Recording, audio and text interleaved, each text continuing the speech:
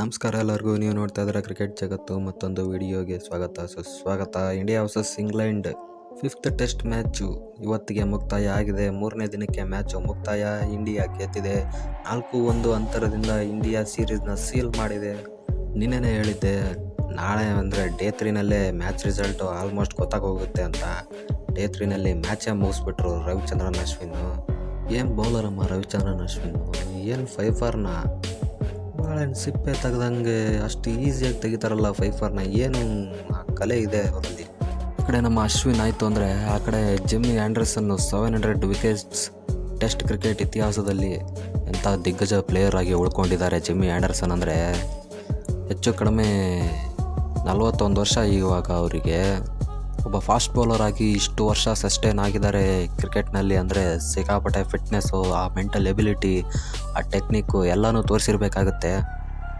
ಒಬ್ಬ fast bowler ಮತ್ತು ಇವರ ರೆಕಾರ್ಡ್ನ ಬ್ರೇಕ್ ಮಾಡಬೇಕು ಅಂದರೆ ಸಿಕ್ಕಾಪಟ್ಟೆ ಕಷ್ಟ ಇದೆ ಈ ಮಾಡರ್ನ್ ಡೇ ಕ್ರಿಕೆಟ್ನಲ್ಲಿ. ಇವತ್ತು ಎಲ್ಲ England cricket experts, cricket news, ಎಲ್ಲ ರಿಪೋರ್ಟರ್ಸ್ಗೂ ಉತ್ತರ ಸಿಕ್ಕಿರುತ್ತೆ. ಯಾರ್ಯಾರು ಬಾಯಿಗೆ ಬಂದಂಗೆ ಮಾತಾಡಿದ್ರಲ್ಲ ಫಸ್ಟ್ನೇ ಮ್ಯಾಚ್ ಸೋತಾಗ ಟೀಮ್ ಇಂಡಿಯಾ ಹೈದರಾಬಾದಲ್ಲಿ. ಇಂಡಿಯಾ 5-0 ಸೋತೋಗುತ್ತೆ. ಇಂಗ್ಲೆಂಡ್ ಅವರು ಗೆದ್ದುಬಿಡ್ತಾರೆ ಎಲ್ಲ ಮ್ಯಾಚ್ನು ಅಂತ. ಇಂಡಿಯಾನ ಸೋಲಿಸೋದು ಅಷ್ಟು ಸುಲಭ ಅಲ್ಲ ಅಂತ ಇವಾಗ ಎಲ್ಲರಿಗೂ ಗೊತ್ತಾಗಿರುತ್ತೆ.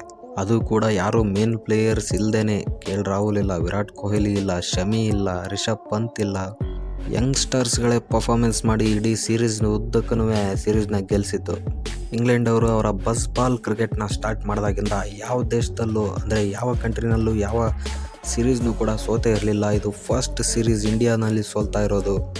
ಈಗ ಅವರು ಈ ಪಾಠನ ಕಲೀಲೇಬೇಕಾಗತ್ತೆ. ಎಲ್ಲ ಕಡೆನೂ ಒಂದೇ ರೀತಿ ಆಟ ಆಡೋಕ್ಕಾಗಲ್ಲ. ಆಯಾ ಕಂಡೀಷನ್ ತಕ್ಕನಾಗೆ ಆಟನ ಅಡಾಪ್ಟ್ ಮಾಡ್ಕೋಬೇಕಾಗತ್ತೆ ಅಂತ. ಇಂಡಿಯಾ 4-1 ಅಂತರದಿಂದ ಸೀರೀಸ್ನ ಗೆದ್ದಿರೋದು ಒಂದು ಖುಷಿ. ಆದರೆ ಈ ಟೀಮಲ್ಲಿ ಯಂಗ್ಸ್ಟರ್ಸು ಸಖತ್ ಪರ್ಫಾರ್ಮೆನ್ಸ್ ಮಾಡಿರೋದೇ ಇನ್ನೊಂದು ಖುಷಿ ಅಂತ ಹೇಳ್ತಾ ಸಿಗೋಣ ಮುಂದೆ ವಿಡಿಯೋದಲ್ಲಿ. Take care, Tata, bye bye.